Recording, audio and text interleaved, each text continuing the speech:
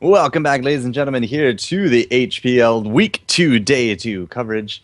I actually forgot to change what next game we'll have up, but what is the next game that we're going to have up here, sir? Looks like the next game we will have will be versus Team Prism versus i2Hard eSports, Bam. which will be exciting. Yes, it is now totally there, magic of production value, but overall, I think my production value is okay. It's all good.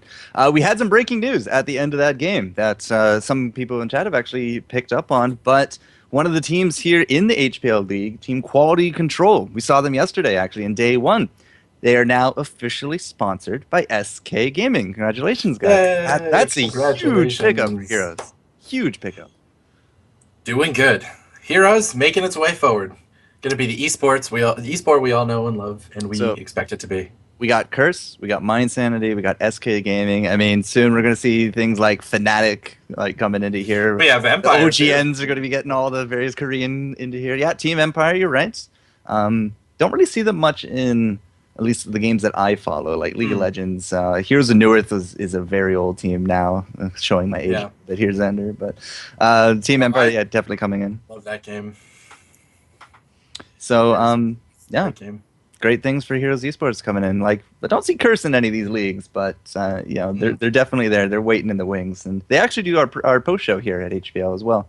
Pride sits down with them and they talk about everything. So you can find that out there on YouTube. Definitely a good thing to be watching. So, speaking of watching, you are watching, again, HPL Week 2, Day 2. Forgo Jester and Xander the Gamer. Been enjoying yourself here, Xander? I have been enjoying myself tremendously. It's a wonderful day. It's beautiful. I'm in an office casting Heroes, so I can't see the beautiful weather, but I'm playing Heroes replays and getting to watch it and talk about it. I'm happy as I can be. How about you, Jester? You feeling good? Oh, it's always great to see these games firsthand and get my camera control on. It's always a fun time for me, at least. And speaking of, you know, we do got this next game ready to go. i2Hard eSports up against Team Prism, and we do have a draft ready to roll. Are you set, sir? All right. I am ready to go. Are you ready for the countdown, my friend? Yes, sir. All right. 3, 2, 1, go. All right. Now, we saw Protect the Hammer, and again, I do believe these are EU side of things. Could we see a little bit of a different meta from the NA? And there we go. We see the ban from Uther and a ban on Tychus, which, again... First pick, first ban. First, always one of those. The two, they are just part of that pool that you just always see get picked or banned right off the bat. So, not even remotely surprised. Who do you think we'll see potentially for a first pick here? I wasn't going to say Malfurion, that's for sure. Me neither. I was going to say Arthas, and then Malfurion showed up, so... Yeah, Arthas is definitely up there for first. Tychus, but of course he is banned out here. But Stitches, I would have said, if he's not going to be out of ban. Oh, yeah. Definitely a lot of pressure that you can be bringing, especially since you don't know the map, because a lot of these guys have to go into here not knowing what map they're going to be playing on because of the Q boss. But that is going to change once we come back out of the Void Week, because we are going to have custom games enabled. Yes. Ooh, I'm just getting shakes just thinking about it. Indeed. But there is that Arthas right there. The Arthas and the Kerrigan. I'm, again, surprised that there's no Stitches here. And I'm surprised and I'm excited to see that Malfurion got picked up first. That's actually pretty exciting. You know, don't see that too often. Well, again, the Arthas and very common first pick material. But with the Kerrigan, like, that is such a strong dual roaming comp right there. Double Envenom, the stuns for days, the CC lock. And, of course, Arthas, you know, he can just go off and tank creeps so early, just like Chen can these days. Put a Kerrigan with them, and the damage is unreal. Yeah, it's gotten to where I would not be surprised in the slightest if we see the two of them roaming around doing the damage that they need to, syncing up as well as they can with the rest of the team comp. That wouldn't surprise me in the slightest, my friend. Who do you think we'll see next potentially here for Team i2Hard? Well, we have their healer, and it's not going to be an Uther. It will be that Malfurion. I wouldn't be surprised to see a Vala. A Vala and Malfurion as a lane combo can definitely put out some pain, but I mean, they could go either way here. It looks like it's going to be the Tyrael and a little bit of siege damage. Ooh, I'm excited for that one. Now, I mean, Tychus can't really fly anywhere, neither can the Malfurion, so I doubt it's going to be kind of that backdoor phenomenon that we saw yesterday in day one. But you know, in general, Zagara can easily hold her lane. She is susceptible to ganks, and again, that's a very strong ganking combo, so you got to have confidence in order to hold up to that. Yeah, especially after seeing those first two picks, being able to say, we're going to take Zagara, and we just don't care. you can just put those things in our faces, and we don't care. We're just going to keep doing what we want to do. And I'm excited to see what they've got planned for really in this game.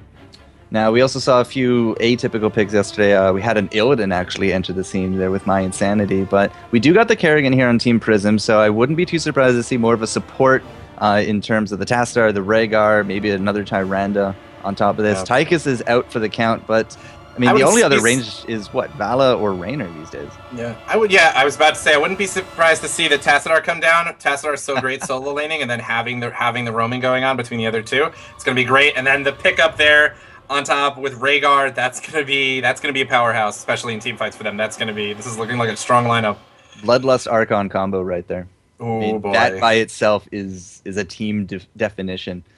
So what can i2Hard eSports actually pick up here? They don't technically have any damage quite yet, and to go with that Malfurion, I mean, usually you'll pick up at least something shieldy, something self-sustaining to go with it. And we already got the Arthas out. But again, Stitches definitely still on the board. They got the Tychus there for the control, or the Tyrael for the control. Is this going to be a protect with Zagara? Like, what's Zagara's role going to be, I wonder? Yeah, I'm really excited to see what they choose to do with her, or what their end game plan is here with Zagara thrown into that mix, especially with what they have here. This team, again, with the pickup of Tassadar, I really think we know at this point almost that it looks like it's going to be the Falstad going to be able to be jumping around with the Sonya as well. What do you think of this lineup here, Jester? This is looking pretty interesting, actually. Well, the Falstad, the Mage Falstad especially, Gathering Power, Rewind, and Overdrive, like, he puts out damage if he survives. And we don't actually have a way to really get into the back line here from Team Prism. So putting a Falstad back there, he's certainly squishy, but I think if they can actually protect him, he's going to come out big for this comp. Yeah. I was just really hoping to see the Vala Malfurion, because that is one of my more favorite lanes actually to run here in the solo queues. But I mean, I have a level 10 Master Falstad as well. I mean, he's a great addition to any team. Oh yeah, he is. I love watching Falstad be played anytime, and anytime he's an addition on my team. If he's played well, I'm happy. There's so much damage coming out of him, especially as I said that mage play with Falstad is just fantastic. It's so much fun to watch and be a part of too. And it looks like Raynor will be picked up as the last pick here for Team Prism. Well, I guess they said that they have enough front line with that Arthas Kerrigan combo, and again, the Tassadar can become an Archon and pair that with the Bloodlust. So Jim Raynor with an auto attack build with the Bloodlust, with a Kerrigan and an Archon. That is some scary stuff there from Team Prism, but they got to get through the front line of the Tyrael and the Sonya, and they got to deal with that Falstad somehow. Even long-range Zagara, like those Banelings and the Hunter Killers, like they can really hit hard and from a safe distance. So we'll have to see how these teams match up, because Haunted Mines is going to be the way to go here, Xander. Oh boy, I'm excited. This map is always a bag of treats for everybody. Well, without further ado, I say we open up that bag of treats. Are you ready, sir? I am ready. It's like Halloween. I'm super excited to open up that bag of treats. I will give you the countdown. 3, 2, 1, go. All right. And it looks like over here we have Konus is going to be on Tyrael. Leoric is going to be on Sonya. Arkham is going to be on Malfurion. Grimskull on Zagara. Lestra on Falstad. And who do we have over there for Team Prism? Well, he's thinking of going to the top, but the Tassadar from Splendor is actually going to join this team down here. Sarconic on the Kerrigan. Zlostar? Oh, I'll call him Z. On the Arthas, we got Thunder there being played for, I think that's Rhaegar. Yeah, that's Rhaegar. I thought maybe he was a Cyberman for a moment. But, oh my goodness, what is this? Tanger's going to finish out the roster on the Raynor. So a 2-lane map. They did just do a whole bunch of changes to it last patch. So this bottom area, which is no longer as brightly lit as it was yesterday, I do apologize for that again, it was reformed this last patch. And of course, they do have now finally symmetry on this map. So, what do you think of the changes, previous compared to current? I like them. I think that they're kind of moving in the direction that they need to with this map. It's kind of tricky, as a lot of people have said, especially since it's a 2-lane map. A lot of interesting stuff happens in this map, and I think that they're doing what they can to push towards it. But again, one thing that I've seen a lot of is that golem is so powerful. That first golem is so incredibly strong. So I'm kind of on the fence about this map in the state that it's in right now. What do you think, Jester? As I said, I quite enjoy it here with the new state because, again, the symmetry, the bottom mines just really kind of force out the golem a lot easier now because, pre-patch, like, sometimes you wouldn't even do anything down there. Just get all 5 merc camps pushed to win 7 minutes. Completely ignore it. Yep. Yeah, 7 minutes and you're flying. But nowadays, I think it's much more in line with the philosophies of Heroes of the Storm. And speaking of some of those philosophies, early Giants going to be coming the way here of i2Hard eSports. They're going to be pushing out that bottom lane. And this roaming comp here from Team Prism haven't really been able to pick up anyone yet. Just kind of making their way around in each of the lanes, just seeing what they can do. They're kind of pushing a little into the land of i2Hard, trying to see what they can get off there, but not finding too much. And it looks like Tanga is going to be here in bottom lane, getting attacked by Konus, jumping in on him as much as he can. Zloss is right there to pick on it, and so is Sarkonic, and they're going to be jumping in there. Sarkonic taking a lot of damage, and he's going to go down very quickly, going from one little portion of health just immediately dead, going down very quickly, and they'll pick up that first kill. Looks like the connectivity boss actually might be playing around with Sarkonic a little bit. I see him connecting, reconnecting, disconnecting. Yeah, unfortunately. Yeah, nothing we can do much about it here. Alpha is alpha, guys. And, well, this bottom lane, well, it's still kind of light out here, even with the low lighting settings, but it's a lot better than yesterday, I'll tell you that. Both teams down here into the bottom, but apparently Rhaegar died somewhere. Yeah, Leoric is looking to try to get in there on Splendor. Up there by himself, but Arkham and Grimskull are going to be getting up there to help him too. Splendor very low on health. He needs to be careful. Zlostar is coming in to help him as much as he can. Leoric staying strong with a ton of support behind him. Arthas is now in a very bad spot, and down he will go. Trying to get out there to do as much support as he can, but not going to be able to do too much, and Splendor's in a bad spot too. And it looks like i2Hard is in a good spot to try to pick up as many skulls as they can, but they're not going to because Team Prism has been ninjaing out some of these skulls in the bottom, and they will have a big golem going in here to this first golem. Tastar is going to actually survive to see another day, but that is going to leave the rest of i2Hard eSports to pick up this golem. Apparently, I have bribe stacks in front of me, and I don't know why. Can't seem to get rid of them. I can't get rid of them. I don't know why. That's c'est la vie. Either way, as you said, big amount of skulls we're going to get going the way here of i2Hard eSports. They're probably going to get that bigger golem, and the response here from Prism is they're going to take the Knights in the mid. Yeah, we want those Knights. We're going to take them while you are down there dealing with that golem. We know you're going to probably deal with it because you need those extra skulls to deal with our golem. And they take it, pick it up, and it's going to push in as much as they can in top lane for them. And they'll be going back here to pick up these Siege Giants as well.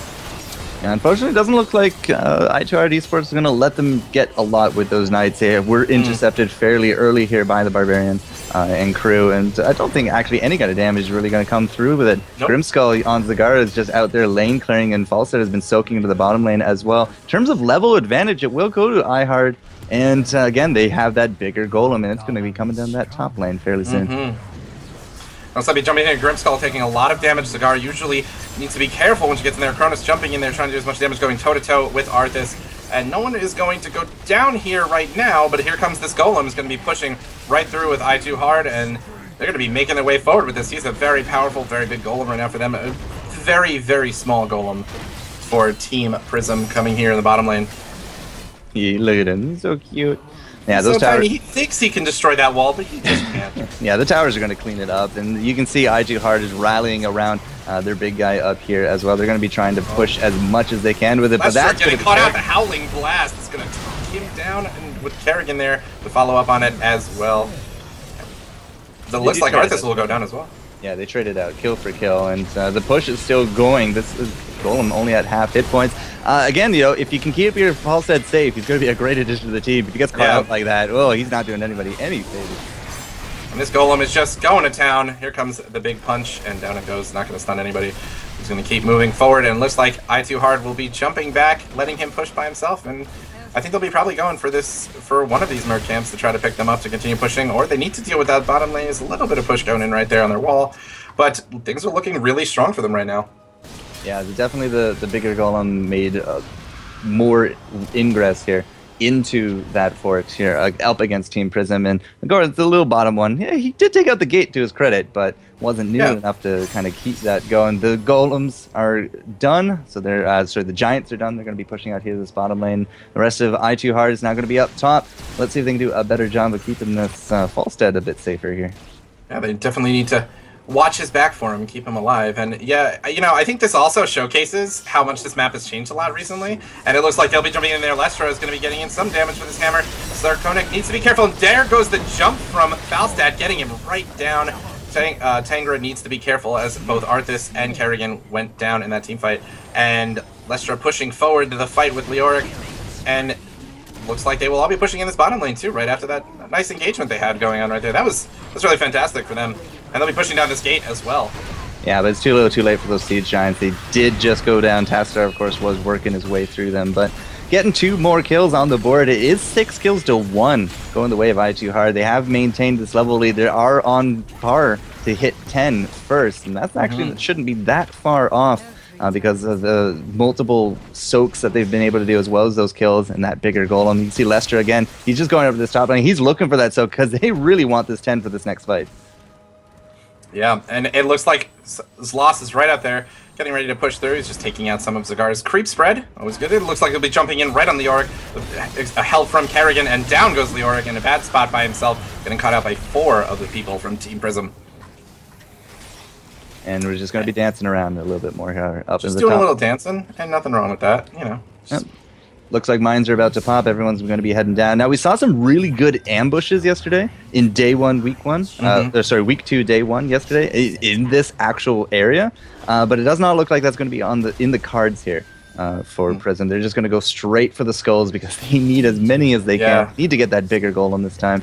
But again, they also cannot fight. They're still 9 up against now 10 on i2Hard.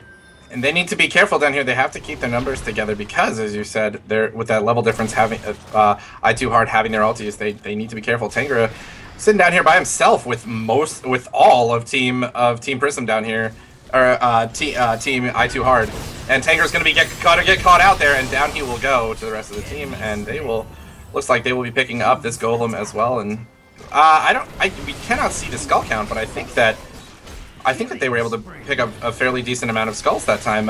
It's going to be close. Team Prism. Yeah.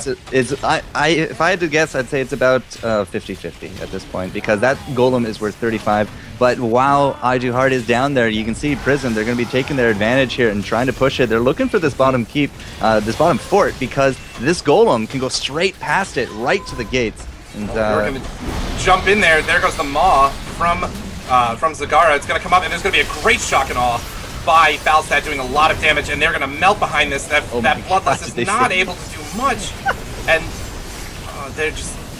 they're going to get pushed right back, and Tangra needs to be careful. They saved it. Well, I mean, it's not going to live for long because of that golem. It does look like Prism got the biggest one out of it, but they got in there. That one tiny little. Oh, the Falstad play! The Falstad fly gets the kill on Rhaegar. That's rather punishing. i2Hard. He's gonna go right up here to Kerrigan, and she will go down as well. Looks like Sarkonic is still having some of those connection issues, which is unfortunate. Yeah, that was a bot, Kerrigan. Which is definitely not very fun, but Alpha's Alpha, guys, and not much we can do about it, unfortunately. Either way, that was 5 more kills on the board here for i2Hard. Not only did they get all those kills, they saved out their bottom fort for just a little bit. It looks like they don't actually care about this big golem rampaging, and they're actually able to equalize out the fort count. Yeah, and it looks like they'll be pushing in here with this small, tiny little golem in top lane for Team i2Hard. And they'll be going down, getting these Siege Giants as well to push out the bottom lane. But it looks like there's a golem here that's just making his way downtown, walking around and pushing down these towers in bottom lane. As they continue to engage here up in top lane, and they're just staying right on this small golem, then pushing the relative advantage they have right now. i2Hard with a 3-level advantage right now and a lot of kills too. And they need to be careful here. Looks like that golem will be getting potentially down a stun. No, he will not. And they continue to push, and now I think they will be backing off a little bit here. Arkham needs to be careful. Doesn't want to get picked off there. Oh, and the Howling Blast does go down. He might go down here. It looks like, Maul goes down right as Tassadar is about to pop his Archon, and it does as the Falstad Shock and Awe comes in, doing a lot of damage, and they will take down one. Down goes Kerrigan. Down goes Arthas. Splendor needs to be careful here. Needs to make his way out, getting behind that wall and keeping himself alive to fight another day. Konus needs to be out of here quickly. He's very low on health. And this is a fantastic push going on here for i2Hard. I was going to say is, did Leicester actually take out Bribe to get these Giants? But no, it does not look like that's going to be the case. Just going to fight him out. Big golem for Prism, and unfortunately does not look like they really got anything out of it. They couldn't fight at it. They were very much on the back foot. They lost out again. Multiple kills. It's 15-2 for kills, Xander. i2Hard eSports is going so hard in this game up against Prism, and they are really very much in control here. And I love it too because they're going against the comp that's seen a lot of play and a lot of this attack speed damage and the roaming coming from Kerrigan, and they're doing such a good job with the team comp they have here too. And Cigar is everybody is doing their job on i2Hard really well, and it's fun to watch and see a team comp like this work out so well for them. And the creep spread has actually been fairly consistent here from Zagara as well, acting as mobile wards there for i2Hard. They've been looking for this pick in the bottom lane. I just don't think it's going to happen because Prism, they seem to actually know what's up, and they're going nowhere near it. And it looks like they're just going to be waiting here, just waiting to see what happens. And it looks like Leoric will be leading the charge with a nice leap, getting in there, getting off on Slestar. Slestar going to be followed up by the Judgment on Tyrael, and it looks like he will go down very quickly. Sarconic in the back, not where he wants to be, getting a lot of damage coming in on him, and down he goes, down goes a Maw, taking out 2 more of the people on Team Prism. And here comes the Falstad Shock and Awe, will be doing a lot of damage, and they both go down right at the same time. Going to be following up with a nice hook, with a nice spear on top of Thunder, but he will make his way out of there, and they will continue pushing this down. i2Hard they are doing work right now, Chester. What do you think? What do you think of this, of the plays coming out of them right now? I gotta say, I mean, they're very much in control of this game. There's nothing really that I've seen here is going to deter me from that opinion. And now they're going to go straight for these skulls because there's so many people down here from Prism, and Thunder is basically stuck on defense mode up against this Giant. This could very easily be a 100-0 golem, and that could very well spell the end of the game.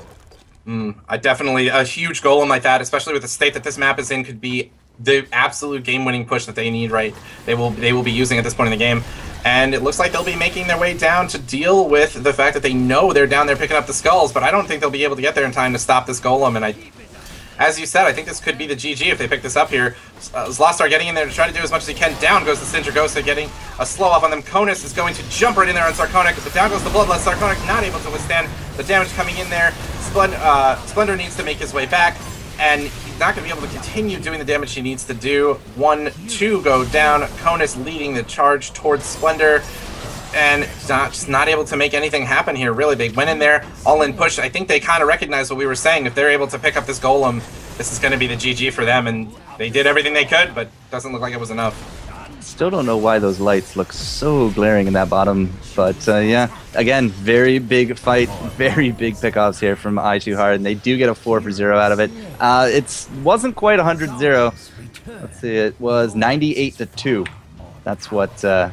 it's not quite 100, but at the same time, I think this might literally be game right here.